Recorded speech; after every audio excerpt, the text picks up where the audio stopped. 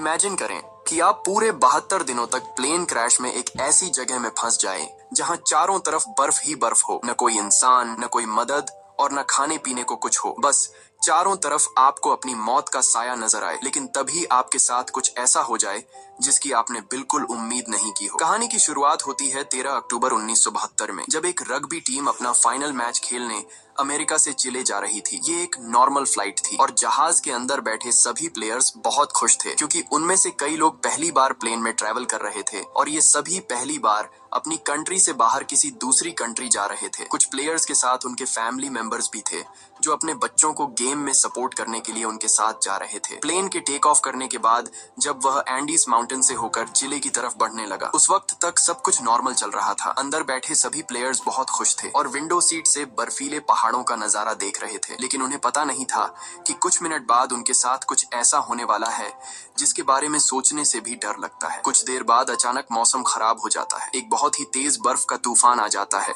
जिससे जहाज तेजी से झटके खाने लगता है। झटके लगने की वजह से सभी पैसेंजर्स घबरा जाते हैं, लेकिन अंदर बैठा एक पैसेंजर बताता है कि जब कोई प्लेन पहाड़ों के ऊपर से गुजरता है तो प्लेन में टर्बुलेंस होता है, यानी ये कोई खतरे की बात नहीं है, जल्द ही सब कुछ नॉर्मल हो जाएगा। लेकिन जैसे जैसे ये प्लेन आगे बढ़ रहा था, इसका टर्बुलेंस भी बढ़ता जा रहा था। जहाज अब और तेजी से झटके खाने लगा। प्लेन के अंदर मौजूद सारा सामान इधर उधर गिरने लगा। ये देखकर लोगों के बीच हलचल मच गई। पायलट्स जहाज को संभालने की कोशिश कर रहे थे, मगर अब जहाज कंट्रोल से बाहर हो गया था। इससे पहले कि पायलट्स कुछ कर पाते, सामने एक पहाड़ आता है और ये जहाज सामने के पहाड़ से जा टकराता है और दो हिस्सों में अलग हो जाता है। एक प्लेयर तो जहाज के टकराते ही प्लेन के पिछले पार्ट के साथ ही उड़ जाता है और हवा में गायब हो जाता है, जबकि प्लेन का आगे का हिस्सा तेजी से रगड़ते हुए बर्फ की एक बड़ी सी चट्टान से जा टकराता है। ये टकराव इतना तेज था कि प्लेन की सभी सीट्स एक दूसरे के साथ चिपक जाती हैं, जिसमें कई लोग कुचल कर मारे गए। अब जो लोग इस एक्सीडेंट से बच गए थे, उन्होंने खुद को संभाला और कैबिन में मौजूद बाकी लोगों की मदद करने लगे। कुछ प्लेयर्स जल्दी से पायलट्स के पास पहुंचे और उन्हें बाहर निकालने की कोशिश की, लेकिन इस दौरान ये दोनों पायलट्स भी मारे गए थे। ये एक बहुत ही दर्दनाक माहौल था। हर तरफ खून ही खून फैला हुआ था। चारों तरफ लाशें बिखरी हुई थीं। इस प्लेन में टोटल 45 लोग ट्रैवल कर रहे थे, मगर इस क्रैश के बाद 18 लोगों की जान चली गई और सिर्फ 27 लोग जिंदा बचे। अब चूंकि इस जहाज ने शाम को टेक ऑफ किया था, इसलिए थोड़ी देर में ही रात हो गई। बाहर का टेम्परेचर तेजी से गिरने लगा। ठंड इतनी ज्यादा हो चुकी थी कि वो लोग बर्दाश्त नहीं कर पा रहे थे। अब ठंड से बचने के लिए ये लोग वहां पर मौजूद सामान और डेड बॉडीज का इस्तेमाल करके प्लेन के सभी होल्स को बंद कर देते हैं ताकि बाहर की ठंडी हवा अंदर ना आ सके, और ये सभी लोग ठंड से बचने के लिए एक दूसरे के साथ चिपक कर बैठ गए। इन सभी की हालत काफी खराब थी। ये अभी भी काफी गहरे सदमे में थे, क्योंकि उन्हें समझ आ चुका था कि ये लोग अब नहीं बच पाएंगे। खैर, जैसे तैसे करके इन लोगों ने रात गुजारी। जब सुबह धूप निकली तो उन्होंने देखा कि 4-5 और लोग ठंड की वजह से मर गए हैं, लेकिन अच्छी बात ये थी कि अब तूफान रुक चुका था। बाहर का मौसम नॉर्मल हो चुका था। जब ये लोग प्लेन से बाहर आए तो उन्हें दूर दूर तक चारों तरफ सफेद बर्फ के अलावा और कुछ भी नहीं दिखाई दिया। अब इन लोगों को जल्द से जल्द इस जगह से निकलना होगा, क्योंकि ये लोग यहाँ ज्यादा दिन तक जिंदा नहीं रह पाएंगे। इनके आसपास न तो कोई घर था, न ही कोई जानवर और न ही कोई पेड़ पौधे जिनसे ये लोग सरवाइव कर सके। अब सबसे पहले इन लोगों ने प्लेन की सीट्स को बाहर निकाला ताकि प्लेन के अंदर सभी के सोने की जगह बन सके। उसके बाद उन्होंने घायल लोगों को धूप में लिटाया ताकि उनकी बॉडी गर्म हो सके, और ये लोग पानी पीने के लिए बर्फ को पिघलाकर एक एक बूंद करके पानी जमा करने लगे। उसके बाद उन्होंने सभी लोगों का सामान इकट्ठा किया। कोई काम की चीज मिलने पर उसे एक अलग सूटकेस में रखते गए। अब जो लोग इस एक्सीडेंट में मारे गए थे, उनकी बॉडीज को कुछ लोग प्लेन से दूर लाते हैं और उन्हें बर्फ से ढक देते हैं ताकि उन्हें सड़ने से बचाया जा सके। और जब यहाँ मदद पहुंचे तो ये लोग उन डेड बॉडीज को अपने साथ ले जा सके। जब चीजें थोड़ी सुलझ गईं, तो इन लोगों ने सुकून की सांस ली। इन सभी को बहुत ज्यादा भूख लगी हुई थी। अब बचे हुए खाने में से एक एक टुकड़ा सब में बांटा गया। वैसे तो खाने का ये एक टुकड़ा बहुत ही कम था, पर जिंदा रहने के लिए इतना काफी था। हालांकि सब जानते थे कि यह खाना उन्हें तब तक चलाना होगा जब तक उनके पास कोई मदद न पहुंचे। सबको लगा कि अब तक गवर्नमेंट को पता चल चुका होगा कि उनका प्लेन क्रैश हो चुका है और जल्द ही इन लोगों को रेस्क्यू कर दिया जाएगा। इसीलिए वे सब एक साथ बैठकर मदद का इंतजार करने लगे। असल में जिस जगह उनका प्लेन क्रैश हुआ था, वह दरअसल एक वैली थी जिसके चारों तरफ ऊंचे पहाड़ थे, जिस वजह से यहाँ से निकलना इतना आसान नहीं था। अभी ये बातें चल ही रही होती हैं कि तभी ऊपर से प्लेन गुजरता है। प्लेन को देखकर ये सभी जोर जोर से चिल्लाकर अपनी मौजूदगी जाहिर करते हैं, लेकिन इसका कोई फायदा नहीं होता, क्योंकि वो प्लेन काफी ऊंचाई पर था। जिससे वो नीचे मौजूद फंसे हुए लोगों को देख नहीं पाता और प्लेन उनकी नजरों के सामने से होते हुए गायब हो जाता है। कुछ घंटे बाद रात हो गई। ये सभी एक्स्ट्रा कपड़े पहनकर प्लेन के अंदर छिप गए और अंदर मौजूद लगेज का इस्तेमाल करके प्लेन के सभी होल्स को बंद कर देते हैं। इस तरह से ये रात भी गुजर गई और अगली सुबह नांदो नाम के एक आदमी को होश आया, जो प्लेन क्रैश के बाद से ही बेहोश पड़ा था। नांदो की हालत इतनी खराब थी कि वो अपने पैरों पर खड़ा नहीं हो पा रहा था, लेकिन इसके बावजूद वो अपनी बहन के पास गया और उसे गले से लगा लिया। जब नांदो ने अपने पेरेंट्स के बारे में पूछा तो उसे बताया गया कि उसके मॉम डैड मर चुके हैं। ये सुनकर उसे काफी दुख हुआ। उधर बाकी लोगों ने दोबारा से बर्फ पिघलाई और थोड़ा पानी इकट्ठा किया और उसे पीकर गुजारा करने लगे। उन्होंने जमीन पर एक्स का साइन भी बनाया ताकि ऊपर से गुजरने वाले जहाज को नजर आ सके। कुछ देर बाद एक और प्लेन उनके ऊपर से गुजरा, जिसे देखकर ये लोग बहुत खुश हो जाते हैं और इन लोगों ने शीशे चमकाकर उसका ध्यान खुद की तरफ खींचने की कोशिश की, लेकिन ये प्लेन भी उन्हें इग्नोर करके चला गया।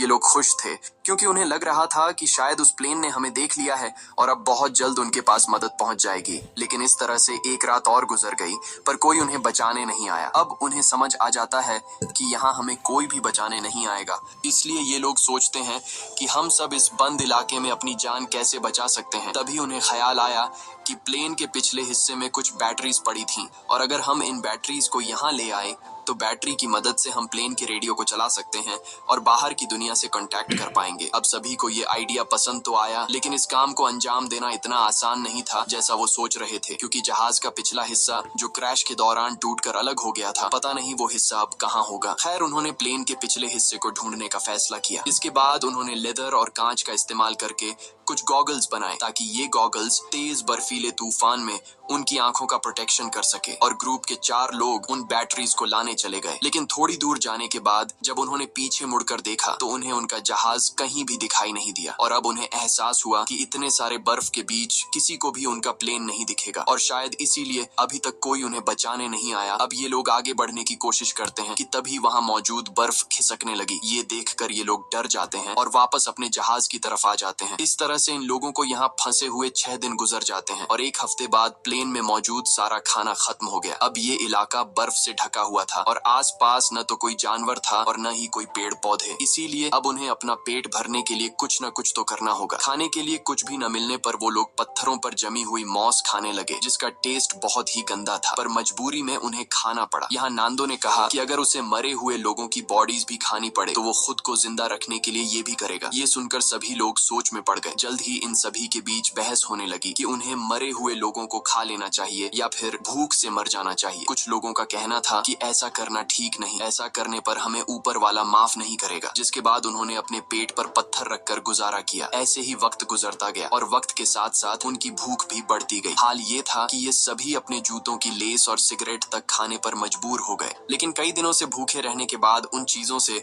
उनकी भूख कहाँ मिटने वाली थी। ऐसे ही कुछ दिन और गुजर गए और भूख के चलते नंदो की बीमार बहन मर गई। नांदो ने अपने माता पिता के साथ साथ अपनी बहन को भी खो दिया। इस तरह से वक्त गुजरता गया और इन लोगों ने जैसे तैसे करके खुद को 9 दिनों तक जिंदा रखा, लेकिन अब तक उनकी भूख इतनी बढ़ चुकी थी कि उनके दिमाग ने भी काम करना बंद कर दिया था और अब उनकी मौत उनसे सिर्फ 1 कदम दूर थी। अब उनके पास कोई और दूसरा चारा नहीं था, इसीलिए उन्होंने उन डेड बॉडीज को खाने का फैसला किया। सबसे पहले 4 लोग प्लेन से बाहर गए और लाशों को काटकर खाने लगे। उन्हें खाते देख कुछ और लोगों ने भी अपना मन बदल दिया और वे भी उनके पास गए अपना पेट भरने के लिए। लेकिन 5 लोग ऐसे थे जिन्हें अपनी मौत तक मंजूर थी, पर किसी दूसरे इंसान को खाना ठीक नहीं समझा। अगले दिन से ये लोग लाशों को दूर ले जाकर काटने लगे ताकि इन 5 लोगों को कोई तकलीफ न हो। यहाँ पर नुमा नाम के एक लड़के को बर्फ में दबा एक सूटकेस मिला। सूटकेस को खोलने पर उन्हें अंदर एक रेडियो मिला। रेडियो को ऑन करने के बाद उन्हें पता चलता है कि इसमें सिग्नल नहीं है, जिसके लिए इन लोगों ने चीजों को जोड़कर एक एंटेना बनाया और इस रेडियो पर उन्होंने एक न्यूज सुनी जिसमें बताया जा रहा था कि सरकार ने इनके खोज में कई रेस्क्यू ऑपरेशंस चलाए थे और 66 के करीब हवाई जहाजों को उनकी तलाश में भेजा था। लेकिन इतनी कोशिशों के बावजूद जब इन लोगों का कोई अता पता नहीं चल सका तो सरकार ने उन्हें मरा हुआ डिक्लेयर कर दिया। इसीलिए अब गवर्नमेंट ने इन लोगों को ढूंढना बंद कर दिया है। ये खबर सुनकर ग्रुप के सभी लोगों की हिम्मत टूट गई और उनके जिंदा बचने की सारी उम्मीदें मिट्टी में मिल गईं। अब उन बचे हुए 5 लोगों में से जिन्होंने डेड बॉडीज को खाने से इनकार कर दिया था, उनमें से 4 लोगों ने भी मांस खा लिया, क्योंकि वे जान चुके थे कि यहाँ उनकी कोई मदद करने नहीं आएगा और अब उन्हें खुद कुछ करना होगा यहाँ से निकलने के लिए। यहाँ ग्रुप के 3 लोगों ने दोबारा से जहाज के पिछले हिस्से को ढूंढकर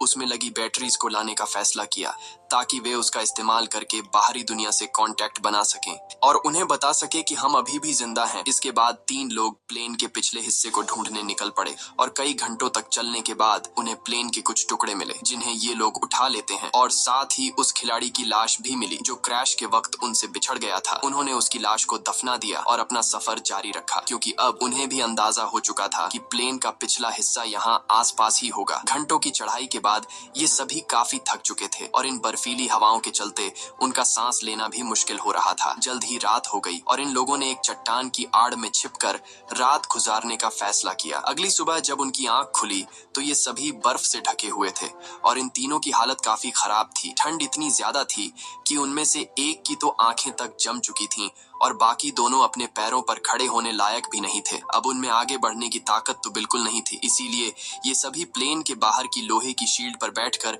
पहाड़ से नीचे उतर आए। इन लोगों को खाली हाथ देखकर पूरे ग्रुप में उदासी छा गई और उस आखिरी बचे आदमी ने भी इंसानी मांस खा लिया और अपनी किस्मत को कोसता हुआ सो गया। ऐसे ही दिन गुजरते गए और इन लोगों ने जैसे तैसे करके खुद को 17 दिनों तक जिंदा रखा। लेकिन यहाँ बुरी बात ये थी कि पिछले 5 दिनों से बाहर का मौसम काफी खराब था। तूफान से बचने के लिए सभी प्लेन के अंदर बैठे होते हैं कि तभी एक बड़ा तूफान आता है और प्लेन को अंदर बर्फ से भर देता है। अंदर मौजूद कई लोग बर्फ के नीचे दब जाते हैं। अब जो लोग ऊपर रह गए थे वो इस हादसे से काफी घबरा गए, लेकिन फिर उन्होंने हिम्मत दिखाते हुए बर्फ को खोदकर अंदर दबे लोगों को बाहर निकाला। अब सभी लोग तो समय रहते बाहर आ गए, लेकिन एक लड़की बर्फ में काफी नीचे तक दब गई थी, जिसकी बर्फ में दम घुटने से मौत हो गई। ये लोग बहुत ज्यादा घबराए हुए थे और ये लोग इस हादसे से ठीक से संभल नहीं पाए थे कि तभी उन्हें बाहर से अजीब सी आवाजें सुनाई देने लगीं। जब ये लोग बाहर की तरफ देखते हैं तो उन्हें पता चलता है कि एक और तेज तूफान उनकी तरफ आ रहा है, जो पहले से भी ज्यादा तेज है। एक और तूफान आता है और ये सभी दोबारा से बर्फ में दब जाते हैं। ये तूफान इतना तेज था कि पूरा का पूरा जहाज बर्फ से भर गया। कुछ लोगों की तो मौके पर ही मौत हो गई। अंदर फंसे लोगों के पास अब निकलने का कोई रास्ता नहीं था, जिसमें से एक साथी ने फटाफट जहाज की छत में एक छेद बनाया ताकि उन्हें ऑक्सीजन मिल सके और दम घुटने से बच सकें। ये लोग हाथ जोड़कर सिर्फ यही विश कर रहे थे कि अब उनके ऊपर और बर्फ न गिरे, वरना ये सभी हमेशा के लिए यहीं दबकर रह जाएंगे। कुछ घंटों बाद उन्होंने खुद को संभाला और कुल 8 डेड बॉडीज को इकट्ठा करके उन्हें कोने में रख दिया। अब इस तरह से उन्हें यहाँ फंसे हुए 18 दिन गुजर चुके थे और उनका भूख से बुरा हाल हो गया था। अब जिंदा रहने का सिर्फ एक ही रास्ता था कि वे अंदर मौजूद डेड बॉडीज का मांस खा लें। लेकिन ऐसा करना इन सभी के लिए बहुत मुश्किल था, क्योंकि ये सभी डेड बॉडीज उनके अपने लोगों की थी। अब ये सब देखकर नुमा नाम के उस लड़के ने खुद पर से कंट्रोल खो दिया। वो गुस्से में आया और प्लेन की खिड़की तोड़ने लगा। इस दौरान कांच का एक टुकड़ा उसके पैर में घुस गया, लेकिन इसके बाद भी वो रुका नहीं और बर्फ में छेद करता गया। पूरे 2 दिनों की मेहनत के बाद ये सब ऊपर की तरफ छेद करने में कामयाब हुए, जिसके बाद वे सभी बाहर निकल आए। बाहर आकर ये सभी इतने खुश थे जैसे ये सभी मौत की कैद से आजाद हो गए हों। उन्होंने जिंदा बचने की खुशी मनाई और फिर बर्फ खोदकर प्लेन को बाहर निकालने लगे। इस दौरान नुमा नोटिस करता है कि उसके पैर में जो चोट लगी थी उसमें अब कोई दर्द नहीं है, क्योंकि बर्फ ने उसके जख्म को सुन्न कर दिया था। हालांकि वो इस पर ज्यादा ध्यान नहीं देता और बर्फ खोदना जारी रखता है। अब आसमान में सूरज निकला हुआ था, इसलिए उन्हें बर्फ खोदने में ज्यादा परेशानी नहीं हुई और कुछ घंटों में ही जहाज बाहर आ गया। अब धूप काफी अच्छी थी, इसलिए वे सभी प्लेन के पिछले हिस्से को ढूंढने की सोचने लगे, लेकिन उन्हें कोई आइडिया नहीं था कि वे इन बर्फीली रातों का सामना कैसे करेंगे। इसलिए उन्होंने थोड़ा और इंतजार करने का फैसला किया, क्योंकि गर्मियों का मौसम आने वाला था और इस दौरान इस चढ़ाई को पार करना थोड़ा आसान होगा। देखते ही देखते 34 दिन गुजर गए और अब मौसम पहले से थोड़ा बेहतर हो गया। अब जो लोग पहली बार प्लेन की तलाश में गए थे उनकी तबीयत अभी तक खराब थी और वे दोबारा से चढ़ाई करने की हालत में बिल्कुल नहीं थे। कुछ घंटों बाद उन्हें पता चलता है कि उनका एक और साथी भूख के चलते मर गया है। ये देखकर ये लोग बहुत ज्यादा मायूस हो जाते हैं और उसे बर्फ में दफना देते हैं। ऐसे ही 2 दिन और गुजर गए और 36वें दिन उन्होंने फैसला किया कि अगर उन्हें अपनी जान बचानी है तो जहाज के बैक साइड से बैटरीज लाकर बाहरी दुनिया को इन्फॉर्म करना होगा, वरना हम एक एक करके सब मर जाएंगे। जिसके बाद ग्रुप के 4 लोगों ने ऊपर चढ़ाई करने का फैसला किया और उन 4 लोगों के नाम थे रोबर्टो, टिंटिन, नुमा और नांदो। इन लोगों ने ठंड से बचने के लिए ढेर सारे कपड़े पहने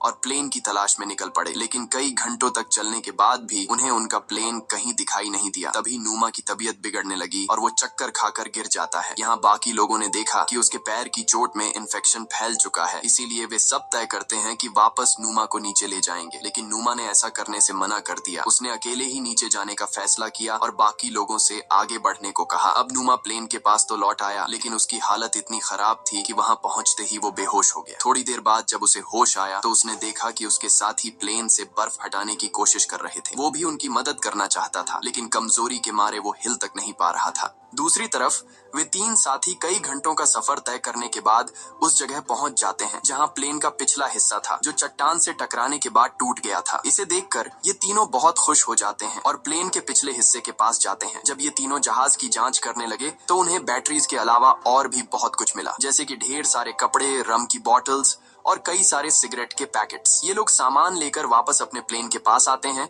जहां उन्होंने बैटरी को प्लेन के रेडियो में डाला और बाहरी दुनिया से कांटेक्ट बनाने की कोशिश की, लेकिन बदकिस्मती से रेडियो खराब हो चुका था और इस तरह से उनकी आखिरी उम्मीद भी मिट्टी में मिल जाती है। उधर नोमा की तबीयत भी बिगड़ती जा रही थी और अब उसका इन्फेक्शन पूरी बॉडी में फैल चुका था। प्लेन से मिला खाना भी अब खत्म हो गया था, इसलिए ये सभी दोबारा से ह्यूमन मीट खाने लगे। नोमा ने खाना पीना बंद कर दिया ताकि बाकी लोगों के लिए ज्यादा खाना बचे, क्योंकि वह जान चुका था कि अब उसकी जान नहीं बचेगी। अब ग्रुप के कुछ लोग एक बार फिर प्लेन के पिछले हिस्से तक गए, इस उम्मीद में कि उन्हें कुछ काम लायक मिल सके। इस बार उनकी किस्मत ने साथ दिया और उन्हें एक वाटरप्रूफ कपड़ा मिला, जिससे जोड़कर उन्होंने एक स्लीपिंग बैग बनाया। इसके बाद उन्होंने रेडियो पर खबर सुनी कि प्लेन क्रैश को 58 दिनों के गुजर जाने के बाद अब सरकार उन्हें ढूंढने के लिए एक आखिरी मिशन चलाएगी। ये खबर सुनकर सभी में दोबारा से जान आ गई और जिंदा बचे रहने की एक छोटी सी उम्मीद मिली। यहाँ कुछ लोगों ने कहा कि हमें यहीं रुककर उनका इंतजार करना चाहिए, जबकि बाकी लोगों ने कहा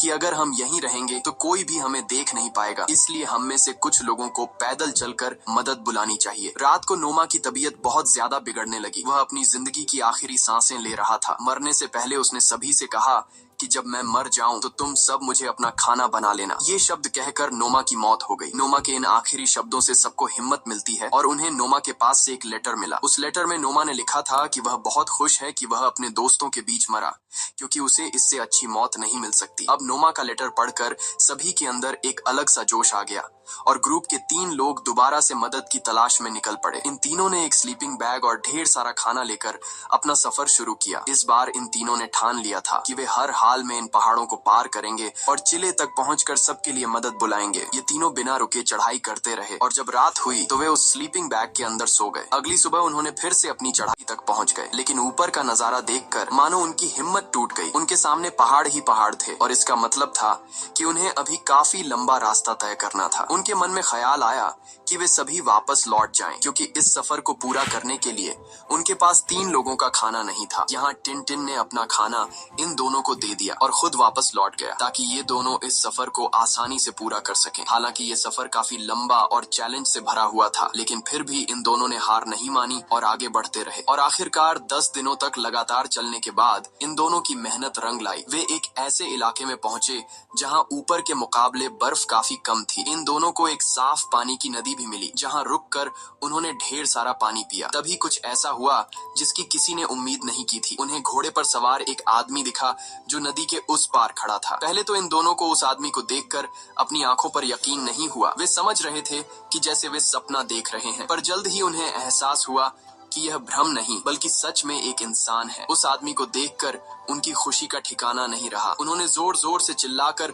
उस आदमी से मदद मांगी, लेकिन वह आदमी उनकी बात नहीं समझ पाया, क्योंकि वह उनसे काफी दूर था और बहते पानी के शोर में कुछ सुन नहीं पा रहा था। इसलिए उसने एक पेपर और पेंसिल नदी के उस पार फेंकी ताकि ये दोनों लिखकर कुछ बता सके। और इन दोनों ने उस कागज पर अपनी सारी कहानी लिख दी। कागज पर लिखी सारी कहानी पढ़ने के बाद ये आदमी उस कागज को लेकर सरकारी ऑफिसर के पास पहुंचा, जहाँ ऑफिसर को भी पता चला कि 2 महीने पहले जिस प्लेन क्रैश में हम लोगों को मरा हुआ समझ रहे थे, उनमें से कुछ लोग अभी भी जिंदा हैं। और खबर मिलते ही सरकार ने इन सभी लोगों को बचाने का मिशन चालू कर दिया। ये आदमी रोबर्टो और नांदो को अपने घर ले आया, जहां उन्होंने पेट भरकर खाना खाया। अब ये खबर पूरे शहर में आग की तरह फैल गई और बहुत जल्द वहां रिपोर्टर्स का मेला लग गया और बर्फीले पहाड़ों के बीच फंसे लोगों ने भी ये खबर रेडियो पर सुन ली, जिससे सभी खुशी के मारे उछलने लगे। इसके बाद उन्होंने अपने हाथ मुंह धोए और अपना अपना सामान पैक कर लिया। जल्द ही रेस्क्यू टीम रोबर्टो और नांदो को लेकर उस लोकेशन पर पहुंची और प्लेन क्रैश के 72 दिनों बाद आखिरकार उन लोगों को बचा लिया गया। इसके बाद इन सभी लोगों को शहर लाया गया, जहां ये लोग अपने परिवार वालों से मिले और शहर के सभी लोगों ने इनका हीरोज की तरह स्वागत किया। अब इन सभी लोगों को हॉस्पिटल में एडमिट किया गया। यहाँ इन सभी ने एक दूसरे को नहलाने में मदद की और फिर इन लोगों को अलग अलग बिस्तर दिए गए। लेकिन उस रात भी ये सभी एक दूसरे के साथ सोए, क्योंकि इस हादसे के बाद ये सभी काफी गहरे गहरे सदमे में थे। कहानी के एंड में हमने जाना कि इस प्लेन में कुल 45 लोग ट्रैवल कर रहे थे, जिनमें से सिर्फ 16 लोगों की जान बच पाई। इसी के साथ सच्ची कहानी पर बनाई गई ये फिल्म खत्म हो जाती है। अगर आपको स्टोरी अच्छी लगी हो तो हमारे